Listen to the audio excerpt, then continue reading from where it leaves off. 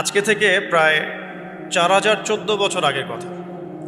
আজকে থেকে যখন আমরা লেকচার দিচ্ছি, এখন থেকে প্রায় 4014 বছর আগের কথা, মানে প্রায় 4000 বছর আগের কথা। হিসেবটা মেলানো হয়েছে এভাবে যে ঈসা আলাইহিসসালাম এবং মুহাম্মদ সাল্লাল্লাহু আলাইহি ওয়াসাল্লামের যে উম্মত, এর মধ্যে ডিস্টেন্স ছিল 570 বছরের মতো। আবার মুহাম্মদ সাল্লাল্লাহু আলাইহি ওয়াসাল্লামের উম্মতের 1444 বছর চলে গেছে, এটা কাউন্ট করা যায়। আর এর আগে ঈসা আলাইহিসসালাম থেকে ইব্রাহিম আলাইহিসসালামের ডিস্টেন্সটা হচ্ছে 2000 বছর। এই ক্যালকুলেশন করলে বোঝা যাচ্ছে যে প্রায় 4000 বছর আগের কথা, বা 4014 বছর আগের কথা। গল্প শুনতে আমাদের ভালো লাগে তো নাকি? গল্পের মাধ্যমে অনেক কিছু জানা যায় আর কি। আজকে গল্পটা কিন্তু একটু ইউনিক। আজকে থেকে প্রায় 4014 বছর আগের কথা। একটা চমৎকার সভ্যতা ছিল, ঐতিহাসিক সভ্যতা, তার নাম ছিল ব্যাবিলন।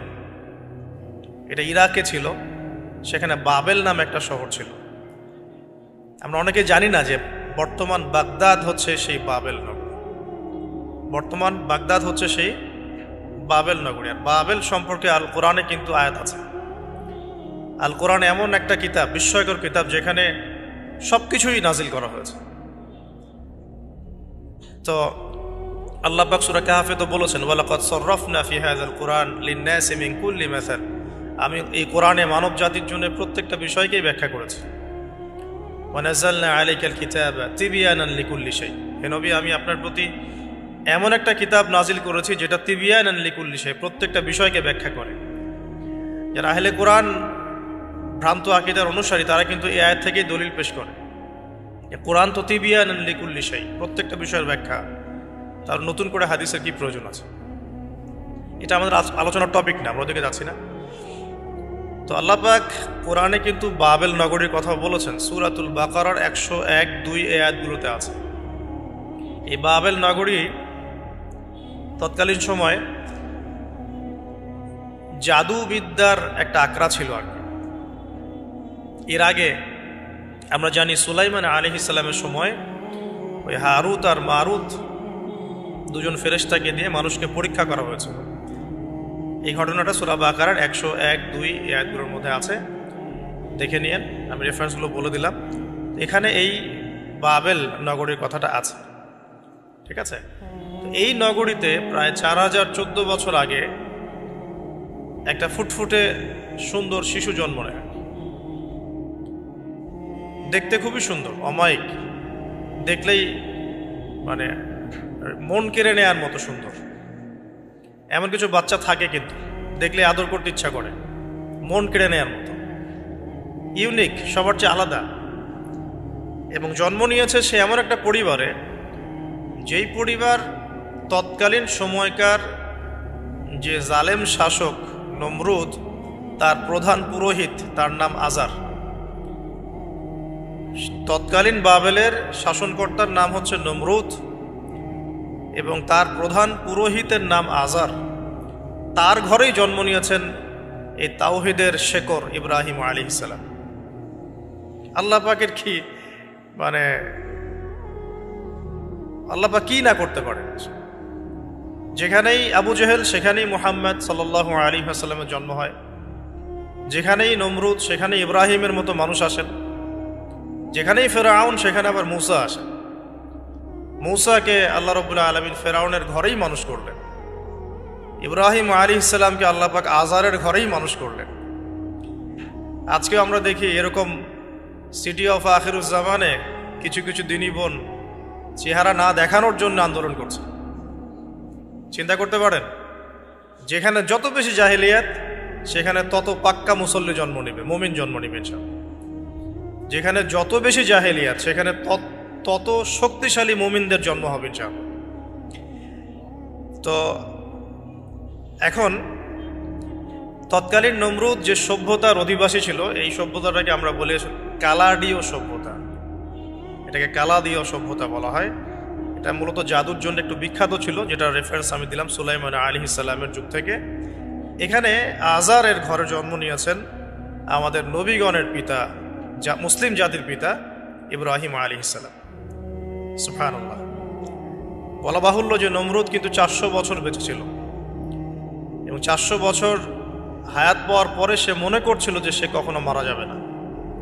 এরপরেই সে নিজেকে খোদা দাবি করা শুরু করেছে আর কি। এই বাচ্চা ছেলেটা বড় হতে লাগলো।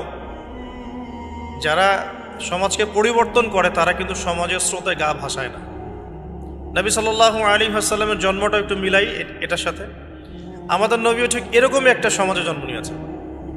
ইব্রাহিম আলাইহিস সালাম যেমন জন্ম নিয়েছেন শিরকে ভরা সমাজে, চতুর্দিকে মূর্তি পূজা হচ্ছে, ইভেন তার বাসায় তার বাবা হচ্ছে মূর্তি পূজারীদের সর্দার, তার ঘরে তিনি জন্ম নিয়েছেন। ঠিক তেমনি রাসূল সাল্লাল্লাহু আলাইহি ওয়াসাল্লাম যে মক্কায় জন্ম নিয়েছেন সেই মক্কা ছিল শিরকের আখড়া। সেখানে লাত, উজ্জা, হবল, মানাতের পূজা হতো, সুদ ছিল, জিনা ছিল, ব্যভিচার ছিল, মাদক ছিল, গোত্রীয় হানাহানি ছিল, নারীর অবমাননা ছিল। এরকম আইয়ামে জাহিলিয়াতেও নবী সাল্লাল্লাহু আলাইহি ওয়াসাল্লাম জন্ম নিয়েছেন। নবী সাল্লাল্লাহু আলাইহি ওয়াসাল্লাম ইব্রাহিম আলাইহিস সালাম দুজনের চেহারাও একরকম ছিল, দুজনের চেহারার গঠনটাও একরকম ছিল, দেহের গঠনও একরকম ছিল। মেরাজের রাতে নবী সাল্লাল্লাহু আলাইহি ওয়াসাল্লাম দেখে এসেছিলেন যে ইনি কে, যাকে দেখতে হুবহু আমার মতো লাগছে। জিবরাইল আলাইহিস সালাম বলেছেন ইনি আপনার পিতা ইব্রাহিম আলাইহিস সালাম। সুবহানাল্লাহ। ঠিক তেমনি আমরা খেয়াল করে দেখি যে জীবনের যে চড়াই উতরাই, পারিবারিক জীবন, সামাজিক জীবন, হিজরতের জীবন, দিন প্রতিষ্ঠা ইত্যাদি, প্রত্যেকটা ডিপার্টমেন্টেও ইব্রাহিম আলাইহিস সালাম আর মুহাম্মদ সাল্লাল্লাহু আলাইহি ওয়াসাল্লামের মধ্যে একটা চরম মিল আছে। এটা আমরা আস্তে আস্তে এই গল্পের ভিতরে গেলে বুঝতে পারবো। আর এই কারণেই হয়তোবা আল্লাহ ভালো জানেন, এই কারণেই হয়তোবা আমরা যখন তাশাহুদের পর দরুদ পড়ি, আমরা দরুদের মধ্যে অন্য নবীর নাম নিচ্ছি না, আমরা মুহাম্মদ সাল্লাল্লাহু আলাইহি ওয়াসাল্লামের সাথে ইব্রাহিম আলাইহিস সালামের নাম নিচ্ছি। হতে পারে এটা একটা কারণ, আল্লাহ ভালো জানেন। এখন এরকম পরিবেশে বড় হতে লাগলেন ইব্রাহিম আলাইহিস সালাম। আমি একটু আগে বলেছি যারা সমাজকে পরিবর্তন করে তারা কখনো সমাজের জাহিলিয়াতের স্রোতে গা ভাসায় না। মুহাম্মদ সাল্লাল্লাহু আলাইহি ওয়াসাল্লাম সমাজ পরিবর্তন করেছেন আইয়ামে জাহিলিয়াতকে মাত্র 23 বছরের ব্যবধানে, কিন্তু তিনি কিন্তু জাহিলিয়াতের সাথে গা ভাসান নাই। তিনি কখনো সুদ খাননি, তিনি কখনো মূর্তি পূজা করেন নাই, তিনি কখনো কোনো অন্যায় গুনাহ করেন নাই, তিনি কখনো মাদকদ্রব্যের কাছেও যান নাই, কিন্তু সমাজটা ছিল এগুলোতে নিমজ্জিত। ঠিক ইব্রাহিম আলাইহিস সালামের ক্ষেত্রেও সেম। তিনি একজন প্রধান পুরোহিতের ঘরে জন্ম নিয়েও কখনো মূর্তির ধার কাছে যান নাই। বরং একটু যখন বড় হচ্ছেন, একটু বড় বলতে ম্যাচিউরড, আমাদের টিকটক প্রজন্মের মতো না, এরা 20-30 বছর হয়ে গেল ম্যাচিউরড হয় না, বুদ্ধি প্রতিবন্ধী, বিকলাঙ্গ। ইভেন ইদানিং আমাদের মেয়েরা ছেলে হচ্ছে আর কি। আমাদের নারীরা এখন পুরুষত্ব দেখাচ্ছে, আর আমরা পুরুষেরা ফেসবুকে একটা স্ট্যাটাস দিয়ে ক্ষান্ত হয়ে থাকি। এইটুকু আমাদের দায়িত্ব উম্মার প্রতি। আর এখানে আমরা দক্ষতা অর্জন করেছি অনেক। আমরা সবাই কিবোর্ড মুজাহিদ, আমরা এটা মনে করি। এটাই যুদ্ধ, এটাই জিহাদ। আর নারীরা মাঠে যুদ্ধ করছে এখন, সম্ভ্রমের জন্য, অধিকারের জন্য ইত্যাদি। ফ্যামিলিস্ট রেভলিউশনের দিকে তাকালেও তাই দেখা যায়। ছেলেরা এখন বেকার হয়ে যাচ্ছে, কিন্তু মেয়েরা স্বাবলম্বী হচ্ছে। তারা দিনদার নয়, এই মেয়েগুলো দিনদার নয়, কিন্তু জীবনে প্রতিষ্ঠিত হওয়ার জন্য লড়ছে, চ্যালেঞ্জ গ্রহণ করেছে। এটা ছেলেদের উচিত ছিল। তা আজারের ঘরে জন্ম নেওয়া সেই ইব্রাহিম কিন্তু চ্যালেঞ্জ গ্রহণকারী একটা ছেলে। সে এখন তার পিতাকে বলছে, কি বলছেন? আমরা একটু কোরআনের ভাষা শুনি। আল্লাহ রাব্বুল আলামিন বলেছেন, সূরা মারিয়ামের মধ্যে এসেছে ঘটনাটা 41 থেকে 45 নম্বর আয়াতে। আল্লাহ পাক বলছেন, ওয়াজকুর ফিল কিতাবি ইব্রাহিম বা'দা আউযু বিল্লাহি মিনাশ শাইতানির রাজীম। হে নবী মুহাম্মদ সাল্লাল্লাহু আলাইহি ওয়াসাল্লাম, আপনি এই কিতাবে ইব্রাহিমের ঘটনা বর্ণনা করুন।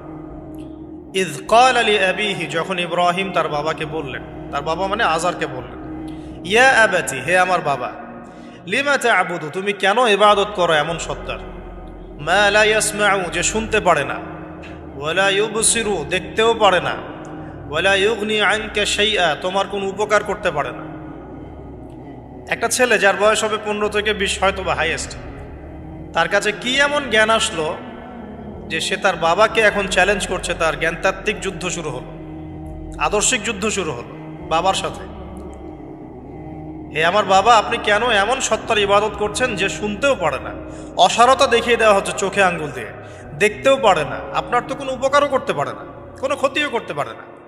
ওয়ালাম ইউগনি আনকা শাইআ, ইয়া আবাতি, হে আমার বাবা, ইয়া আবাতি ইন্নী আখাফু আন ইয়ামাসসাকা আযাবুম মিনার রাহমানি ফাতাকুনা লিশ-শাইতানি ওয়ালিয়্যা, হে আমার বাবা, আমি ভয় পাচ্ছি যে আপনার উপরে না আবার আল্লাহ পাকের গজব নেমে আসে এবং আপনি শয়তানের ওলি না হয়ে যান। ওলি মানে কি? বন্ধু, বন্ধু, শয়তানের বন্ধু না হয়ে যান।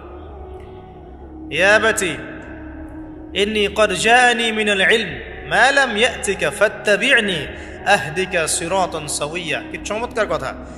ছোট্ট ছেলেটা বলছে, হে আমার বাবা, আমার কাছে একটা জ্ঞান আসছে, জ্ঞান, আমার কাছে একটা জ্ঞান এসেছে যেটা তোমার কাছে আসে নাই। ফাত্তাবি'নি, তুমি আমার অনুসরণ করো। আহদিকা, আমি তোমাকে পথ দেখাবো। সিরাতান সাওয়্যা, সহজ সরল পথ দেখাবো তোমাকে। সন্তান বাবাকে নসিহত করছে। দেখো, সন্তান বলছে, আমার কাছে এমন জ্ঞান এসেছে বাবা যেটা তোমার কাছে আসে নাই, তুমি আমাকে ফলো করো, আমার অনুসরণ করো, আমি তোমাকে পথ দেখাবো। Ego problem, ego. আজকেও যখন কম বয়সী কোনো মানুষ বেশি বয়সের কাউকে দাওয়াত দিতে যাবে, এরকম প্রবলেম ফেস করতে হবে। তার বাবা কি বললো, কেন ফেস করতে হবে, আল্লাহ পাক সেটাও বলেছেন সূরা বাকারা, এটা এই সূরাটা সূরা বাকারায় বলেছেন।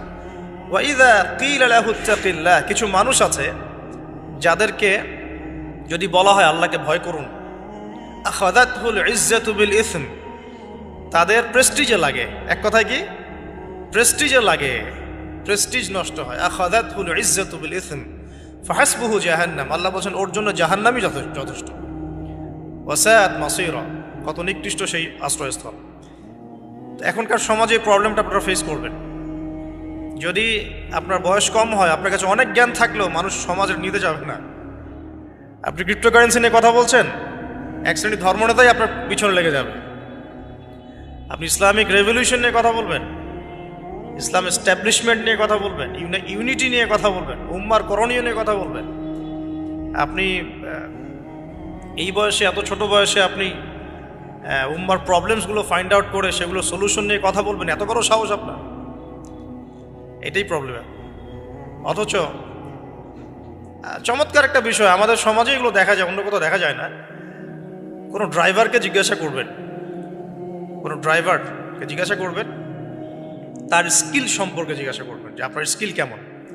একটা অ্যান্সার দিবে সে, আমি 10 বছর থেকে চালাই, বা 15 বছর থেকে চালাই, আমি 27 বছর থেকে গাড়ি চালাই। মানে তার এই বয়সটাই হচ্ছে স্কিলের মানে দলিল, সার্টিফিকেট। এখন এরকম চলছে দ্বীনি অঙ্গনেও। আমি 20 বছর থেকে ফতোয়া দিই, আমি 32 বছর থেকে ওয়াজ করি, আমি এই করি, আমি সেই করি। এই যে জাহির করা, আল্লামা তাকি উসমানী দামাত বরাকাতুহু এবং তার যারা ছাত্ররা আছেন সারা উপমহাদেশে, স্পেশালি বাংলাদেশে, তাদের অনেকের সাথে আমি দেখা করেছি। তারা একটা নসিহত সবাই কমনভাবে করেন, দেখি নসিহতটা করেন যে কখনো নিজেকে জাহির করবা না, কখনো নিজেকে জাহির করবা না, তাহলে আল্লাহ তোমার ইলম কেড়ে নিবে। আর আমরা এখন দ্বীনি অঙ্গনে জাহির করার জন্য ব্যস্ত। আমি এত বছর থেকে এটা করি, আমি অত বছর থেকে করি, অথচ এটা কোনো দলিল নয়, এটা কোনো সার্টিফিকেট নয়।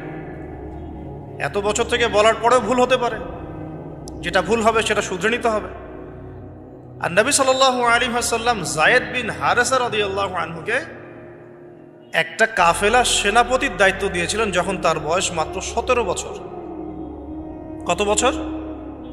17 বছর বয়সী একজন তরুণ সাহাবী যায়েদ ইবনে হারেসা রাদিয়াল্লাহু আনহু, তিনি নেতৃত্ব দিচ্ছেন এমন সাহাবীদের যে সাহাবীরা তার চেয়ে বয়সে অনেক বড়। এমনকি এই অভিযান শেষ হওয়ার আগেই নবী সাল্লাল্লাহু আলাইহি ওয়াসাল্লাম ইন্তেকাল হয়। তার পরবর্তীতে আবু বকর সিদ্দিক রাদিয়াল্লাহু আনহু সেই অভিযান আবার চালানোর চেষ্টা করেন, আবার চালানোর জন্য মনস্থ করেন। তিনি আবার যায়েদ বিন হারেসা রাদিয়াল্লাহু আনহুকেই নেতৃত্ব দেন। এটা নিয়ে ওমর রাদিয়াল্লাহু আনহু তাকে কিছু কথা বলেন যে আপনি যায়েদ বিন হারেসাকে নেতৃত্ব দিচ্ছেন, বয়সে ছোট সাহাবী, তার পিছনে অনেক বড় বড় সাহাবী থাকবে, তারা তো তাকে নাও মানতে পারে, এটা কেমন হয়? বারবার তাকে ভেটো দিচ্ছেন। শেষমেশ আবু বকর সিদ্দিক রাদিয়াল্লাহু আনহু একটু রেগেই বললেন যে ইস্তা'মালাহু রাসূলুল্লাহ ওয়া আনতা তা'মুরুনি আন আনজি'হা আনজিআহু, তাকে তাকে স্থলাভিষিক্ত করেছে স্বয়ং আল্লাহর রাসূল, আর তুমি এসে আমাকে বলছো আমি তাকে অপসারণ করব। সুবহানাল্লাহ। নবী সাল্লাল্লাহু আলাইহি ওয়াসাল্লাম যোগ্যতা দেখতেন মানুষের, তার যোগ্যতা কতটুকু আছে। তো ওইদিকে আমি ভিতরে ঢুকছি না। আমরা এখন সোশ্যাল অ্যাফেয়ার্সে যা দেখি যে আমরা যোগ্যতার চাইতে অন্যান্য বিষয়গুলোকে বেশি মূল্যায়ন করা শুরু করি। এতে করে তরুণরা উঠে আসতে পারে না, তরুণদের জার্নি অনেক টাফ হয়। এবং যারা স্পেশালি জেনারেল ব্যাকগ্রাউন্ড থেকে দিনের দিকে আসার চেষ্টা করেন, তারা পদে পদে হতাশ হয়। তাদেরকে বুকে নেওয়ার মানুষ খুব কম থাকে। কেন জানি তাকে মানুষ কাউন্টার মনে করে, এনিমি মনে করে, অন্তর্দাহ সৃষ্টি হয়, একটা জ্বালান হয়। হঠাৎ করে উড়ে এসে জুড়ে বসলো, উম্মার দায়িত্ব নিয়ে নিচ্ছে, কোত্থেকে আসলো এটা? এরকম একটা দৃষ্টিভঙ্গি আমরা দেখতে পারি আর কি। এটা কাম্য ছিল না এটা। বরং তরবারি যত আপনি শান দিবেন তত ধারালো হবে। তো শান দিবে কারা? যারা তরোয়াল চালাতে পারে তারাই। যারা চালাতে পারে তারা যদি তরোয়ালকে ভোতা করে দেয়, তাহলে তো এটা দিয়ে আপনি জালেমের গর্দান কাটতে পারবেন না। তো যাই হোক, আমরা বেশি হাইথটের কথায় না যাই। আজার এখানে ছিলাম, দেখেন বাবাকে সন্তান উপদেশ দিচ্ছে। এবার বাবার উত্তরটা শোনো। বাবা কেন গ্রহণ করলো না? বললাম প্রেস্টিজ ইস্যু। তুমি ছোট মানুষ হয়ে আমাকে এত বড় কথা বলো? হ্যাঁ, তখন বাবা বলছেন আনতা আরাগিবুন আনতা আন আলিহাতিনা ইয়া ইব্রাহিম। হে ইব্রাহিম, তুমি কি আমাদের ইলাহগুলো, উপাস্যগুলো থেকে মুখ ফিরাচ্ছ? তুমি কি আমাদের উপাস্যগুলো থেকে মুখ ফিরিয়ে নিচ্ছ?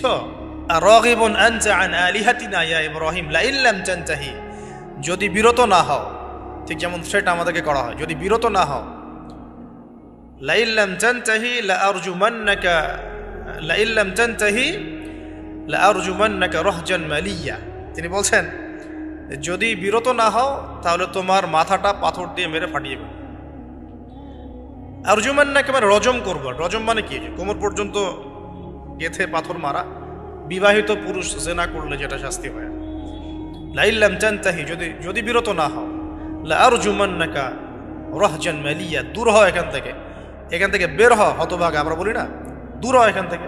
ঠিক ওই রকম, যদি ফিরে আসো ভালো কথা, না ফিরে আসলে রজম করে দিব, মাথা ফাটিয়ে ফেলবো পাথর দিয়ে মেরে। এখান থেকে দূর হও হতভাগা। কাকে বলছে এটা? ইব্রাহিম আলাইহিস সালাম। এবার তিনি খুব নরম সরম মানুষ, শান্তিকামী মানুষ। তিনি বলছেন ক্বালা সালামুন আলাইক। এই সালামুন আলাইক কথাটা শিখে নেবেন, জীবনে অনেক ক্ষেত্রে কাজে লাগে। সালামুন আলাইক মানে আপনার উপর শান্তি বর্ষিত। যখনই আপনি কলিউশন অ্যাভয়েড করতে চাবেন, সালাম দিয়ে চলে আসতে হবে। সেটা পরিবারেও, সমাজেও, দিন প্রতিষ্ঠার ক্ষেত্রে। কেউ আপনাকে সমালোচনা করছে, গালিগালাজ করছে, গীবত তহমত করছে, আপনাকে নিয়ে এপিসোড বানাচ্ছে, মানে আপনি কি করবেন? প্রত্যেকটার কাউন্টার দিতে থাকবেন? তাহলে আপনার গোল নষ্ট হয়ে যাবে, আপনার গোল থেকে আপনি বিচ্যুত হয়ে যাবেন। এগুলো নিয়ে আপনাকে ব্যস্ত থাকতে হবে। তখন এগুলো নিয়ে উম্মাহ ব্যস্ত আছে বলেই এখন পর্যন্ত গোল অ্যাচিভ হয় নাই। আমরা এগুলো নিয়ে ব্যস্ত আছি বলেই এখনো গোল অ্যাচিভ হয় নাই। তো এই কারণে ইব্রাহিম আলাইহিস সালামের সুন্নাহ হচ্ছে সালামুন আলাইক, তোমাদের উপর শান্তি বর্ষিত হোক। হ্যাঁ, তবে যে জায়গাটাতে দালিলিকভাবে জ্ঞানতাত্ত্বিক যুদ্ধ করতে হবে সেটা করতে হবে, সেটা অন্য ইস্যুস। তো ইব্রাহিম আলাইহিস সালামকে পরিবার ছাড়তে হলো। পরিবার মানে তার মাকে ছাড়তে হলো, তার বাবাকে ছাড়তে হলো। তার কোনো অপরাধ আছে? ইব্রাহিম আলাইহিস সালামের কোনো অপরাধ আছে? না। এখন আমরা তো অনেক সময় মনে করি আমি তো নিরপরাধ, নির্দোষ, তাহলে আমার উপরেই কেন এরকম হচ্ছে? ইব্রাহিম আলাইহিস সালামের কোনো অপরাধ আছে? নাই। তাকে ঘর ছাড়তে হলো, বাড়ি ছাড়তে হলো, তার বাবা তাকে বের করে দিলেন। এখান থেকে লেসন নিয়ে নেন আজকের প্রথম লেসন, যে আপনি আমি যদি হকের উপর থাকি, সর্বপ্রথম বাধাটা পরিবার থেকে আসতে পারে। কারণ সবার পরিবার একরকম না। এখনকার মেজরিটি সংখ্যক পরিবারগুলোই জাহেল, একদম জাহেল, বস্তুবাদী, জানোয়ারের মতো। মানে খাও দাও, সেক্সুয়াল সম্পর্ক, বিয়ে শাদী, সন্তান, এর বাইরে কিচ্ছু চিন্তা করতে পারে। দুনিয়া আর দুনিয়া, এর বাইরে কিচ্ছু চিন্তা করতে পারে।